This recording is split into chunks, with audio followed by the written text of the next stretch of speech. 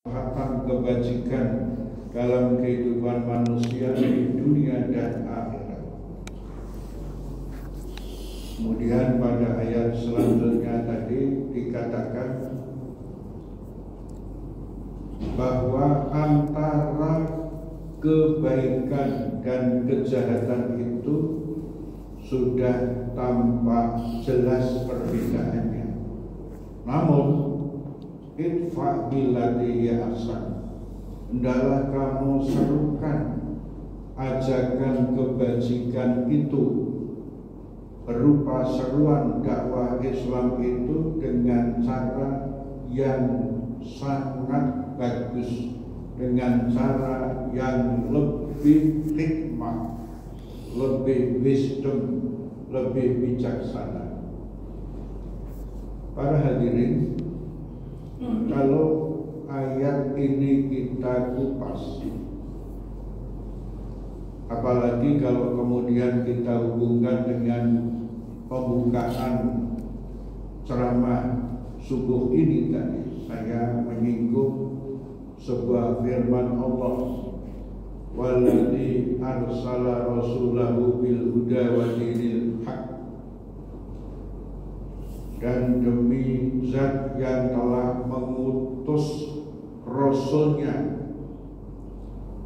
walladzi arsala rasulahu bil huda, dengan membawa petunjuk, wa dinil haq, berupa agama yang hak, liyudhhirahu ala dini kullihi, Rasul yang membawa petunjuk dengan agama yang hak, yaitu agama Allah, agama Islam itu diminta oleh Allah untuk menyatakan izhar, menyatakan secara terang-terangan, liyudhhirahu ala dini kullihi, menerangkan secara terang-terangan akan kebenaran agama Islam kepada seluruh masyarakat di dunia ini. Walau karihal musyrikun, meskipun orang-orang musyrik, orang-orang yang tidak bertauhid itu, termasuk mereka-mereka yang masih mempunyai keyakinan Tuhan itu punya bapak, punya anak, punya ibu, ada Tuhan Bapa, Tuhan Anak, Tuhan Ibu, Tuhan Yesus Kristus dan sebagainya. Bahkan juga mereka yang masih punya keyakinan-keyakinan selain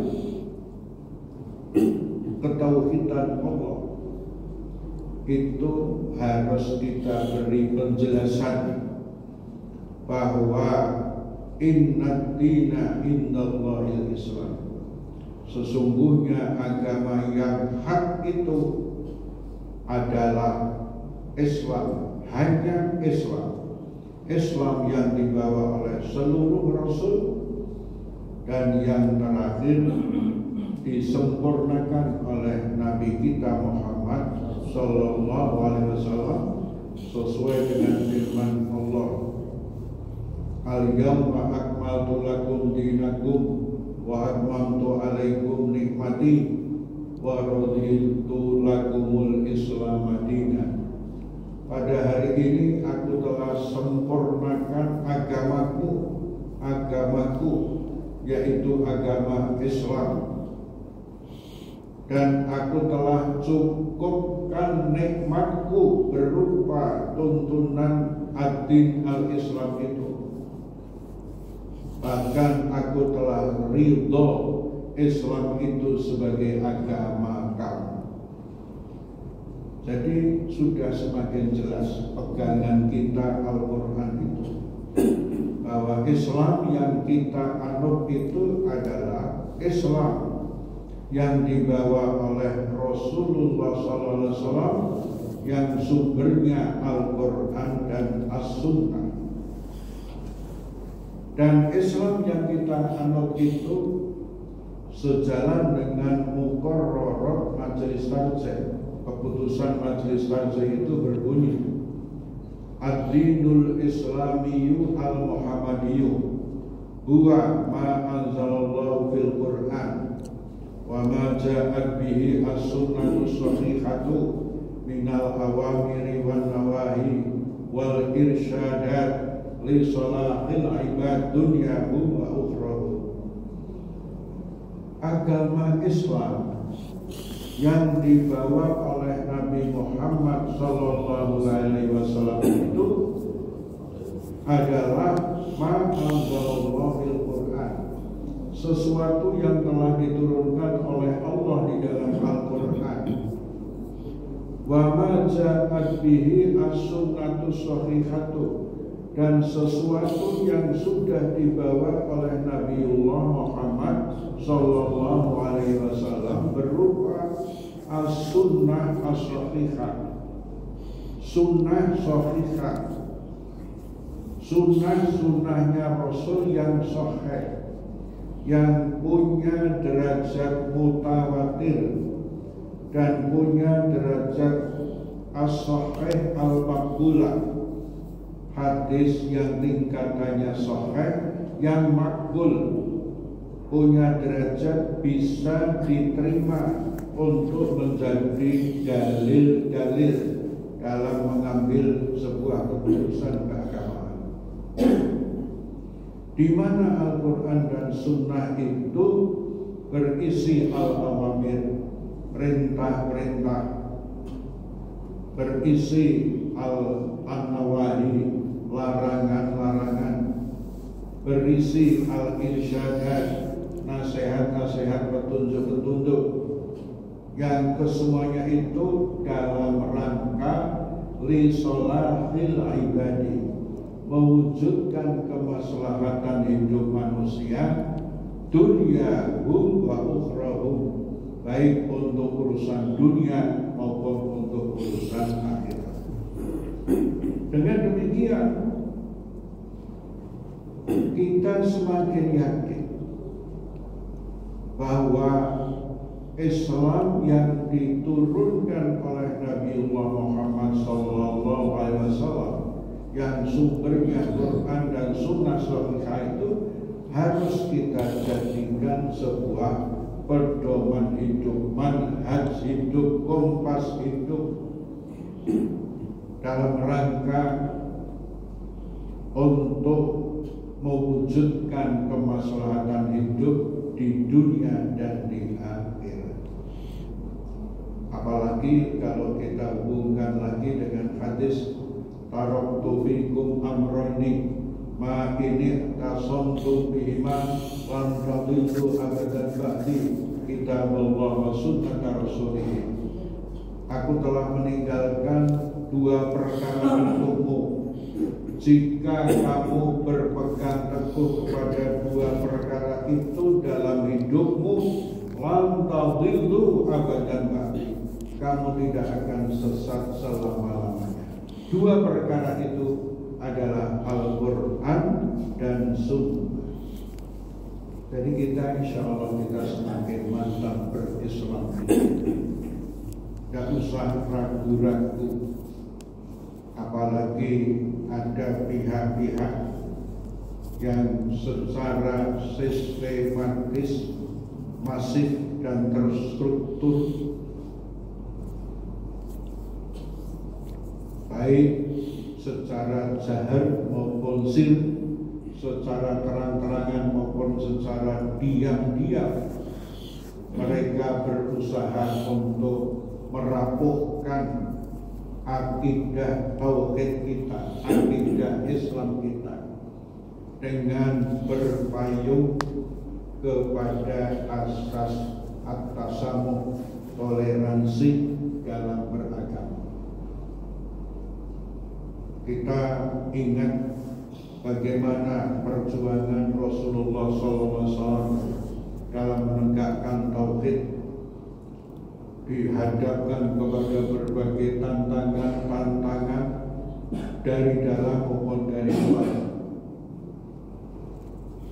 Tantangan-tantangan dari dalam itu ya ada, terutama dari sebagian orang Islam sendiri yang masih ragu akan kebenaran Islam yang dibawa oleh Rasulullah SAW, karena mereka telah lama mengikuti paham-paham sinkretisme, animisme yang diajarkan oleh nenek moyang jahiliyah mereka, yang atas nama warisan mewarisi budaya nenek moyang itu terus dilestarikan dan dibudayakan.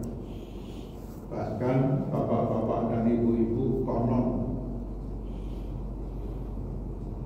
majelis Dikbud yang mengurusi urusan budaya dan pariwisata itu dana untuk keperluan mewarisi budaya-budaya Nusantara itu dananya sangat besar.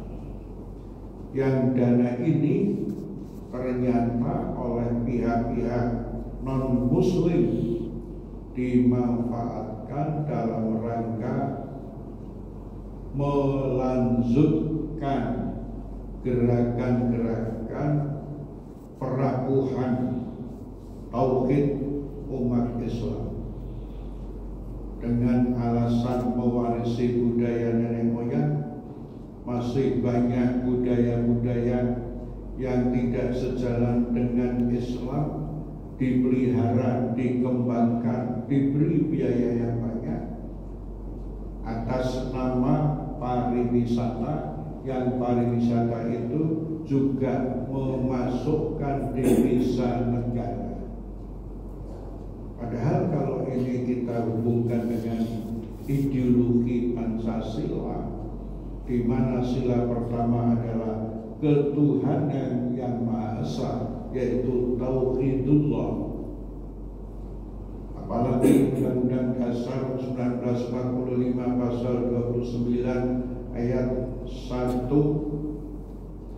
dan 2 yang menjelaskan bahwa negara Indonesia ini berketuhanan yang Maha Esa dan tiap-tiap warga negara berhak untuk menjalankan agama dan keyakinan yang dipercaya itu.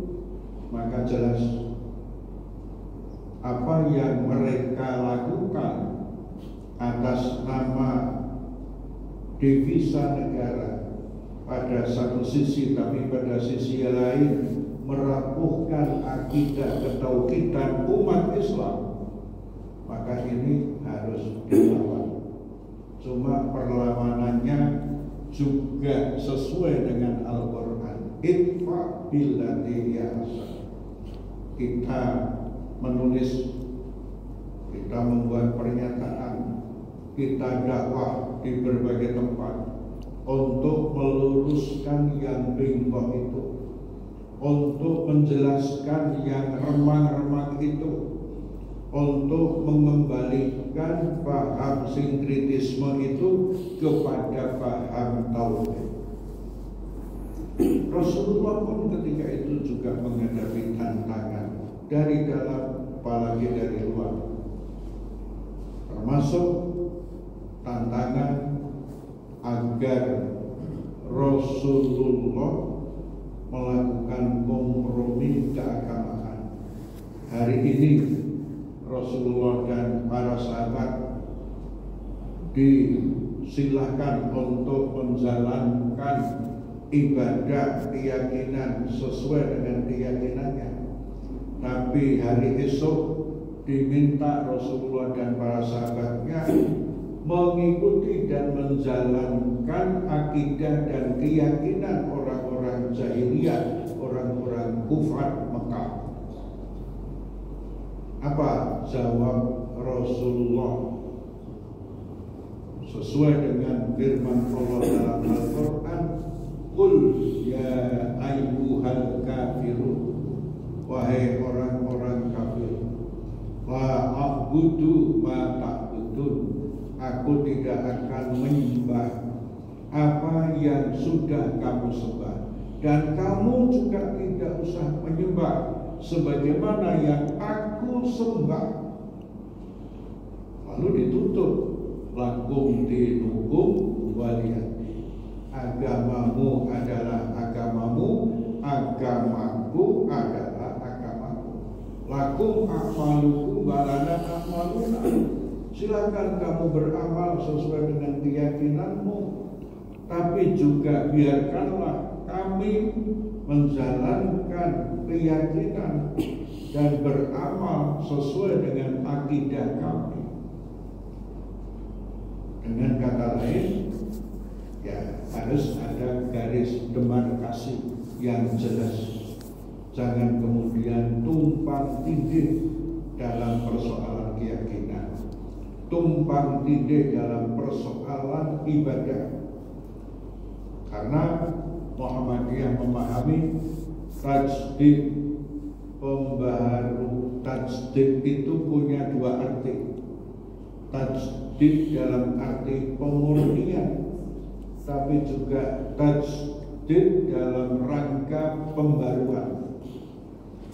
Tajdid dalam bentuk pemurnian itu yaitu memurnikan kembali akidah umat Islam itu kepada tauhidullah. Lalu tajdid dalam arti ibadah hendaklah meluruskan cara ibadah kita ittiba sesuai dengan tuntunan Rasulullah Sallallahu Alaihi Wasallam.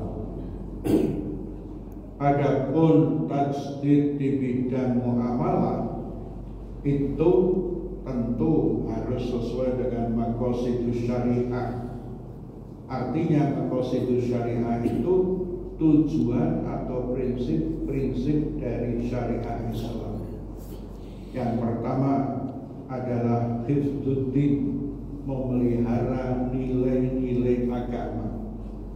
Sehingga pembaharuan yang ada di Indonesia di bidang muamalah itu, muamalah duniawiyah, itu harus hifdzuddin, sejalan dengan ajaran agama, tidak boleh menyimpang. Lalu tajdid yang kedua harus sejalan dengan hifdzul akli, upaya untuk memelihara nilai-nilai intelektual manusia, nilai-nilai ilmu pengetahuan manusia, sehingga ilmu menjadi sesuatu pertimbangan juga. Jangan sampai kita melakukan tajdid tapi justru merugikan perkembangan intelektual manusia. Sebagai contoh misalnya, dalam nguri-nguri budaya Jawa, kita masyarakat Islam, masyarakat Indonesia kan sudah maju, sudah tidak berada di masa jahiliyah lagi. Tapi kalau kemudian kita dikembalikan lagi kepada paham animisme, mitisisme, sinkretisme, ini tidak sejalan dengan hifdzul akli, pemeliharaan intelektual manusia. Karena itu sudah masa lalu, sudah past tense, harus ada tajdid pembaharuan. Jadi jangan kemudian ada proses membodoh. Lalu tajdid yang ketiga harus didasari oleh prinsip hifdzun nasli, yaitu memelihara jiwa, memelihara generasi manusia, memelihara anak keturunan manusia. Apa yang dimaksud? Kalau kemudian pembaharuan di Indonesia ini akan menggerus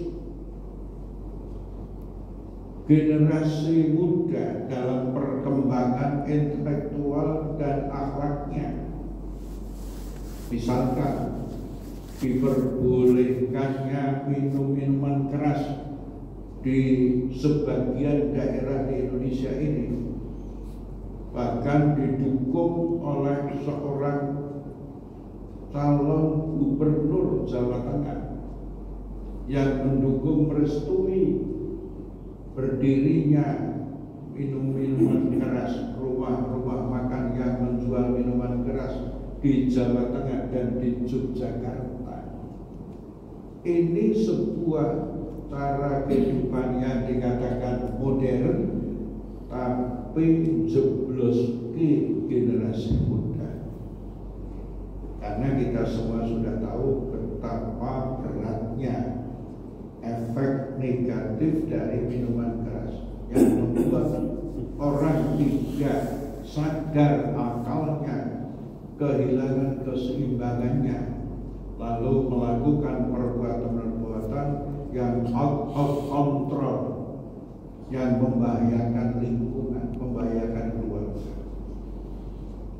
Maka tasdid harus sesuai dengan hifdzun nasli. Jadi pertama tadi hifdzuddin, memelihara nilai agama. Yang kedua hifdzul akli, memelihara intelektual, akal manusia. Lalu yang ketiga hifdzun nasli, memelihara generasi kita, keturunan kita. Lalu yang keempat adalah hifdzul mal, memelihara harta benda manusia.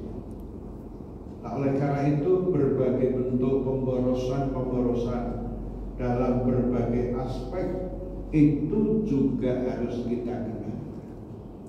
Kuliner oke.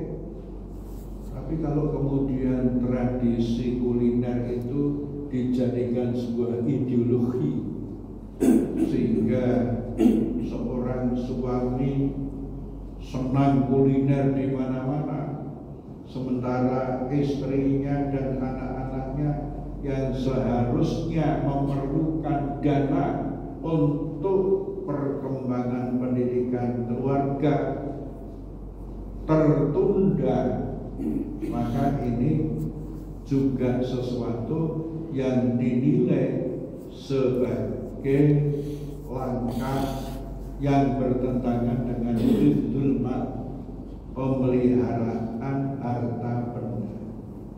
Sehingga kita mengenal paham bahwa hidup itu harus at-tawazun bainar ruhiyah wal madiyah.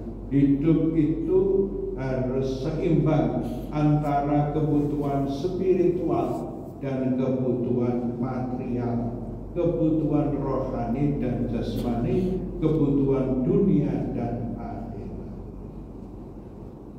Rasulullah pun pernah menegur salah seorang sahabat yang bernama Abdullah bin Umar bin Amr, karena sahabat itu amat sangat mendahulukan kebutuhan spiritualitasnya.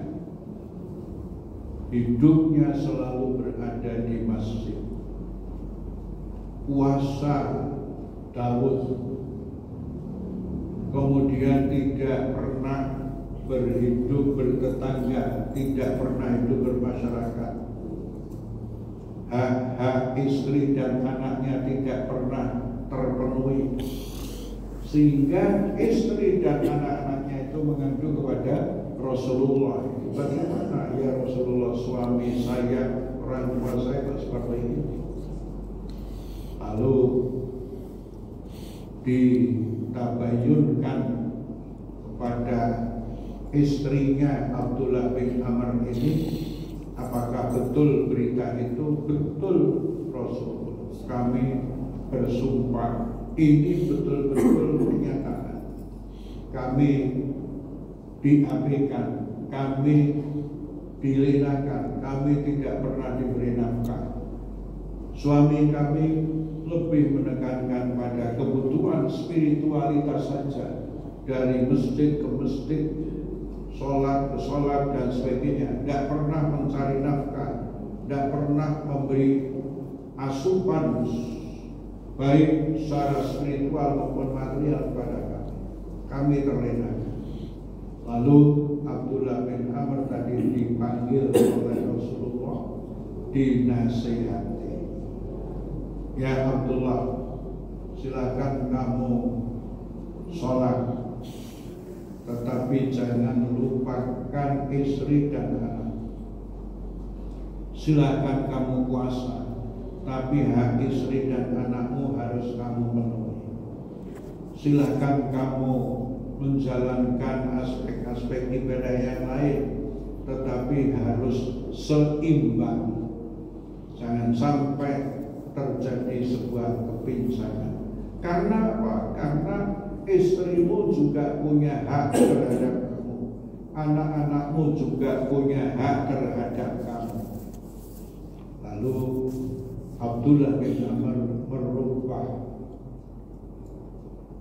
tradisinya, amalan-amalannya menjadi seorang hamba Allah yang seimbang di bidang spiritualitas dan di bidang materialitas. Demikianlah, mudah-mudahan apa yang kami sampaikan sekedar menjadi badal. Mudah-mudahan badalnya bukan badal gholat, tapi badal mingkul. Kalau badal gholat itu pengganti, tapi justru membuat yang mendengarkan itu terpuruk. Tapi kalau badal mingkul itu paling tidak ya sama, syukur lebih. Ya insya Allah Ustaz Nasir andai kata ikut mendengarkan atau merekam kuliah saya ini, insya Allah sepakat dan setuju. Mohon maaf kalau sedikit agak berpanjang sehingga ada sebagian jamaah yang terpukau, bahkan terpukulnya itu sampai serius karena barangkali saya agak terlalu lama. Nasrullah wa basyiril mu'minin. Assalamualaikum warahmatullahi wabarakatuh. Waalaikumsalam warahmatullahi wabarakatuh.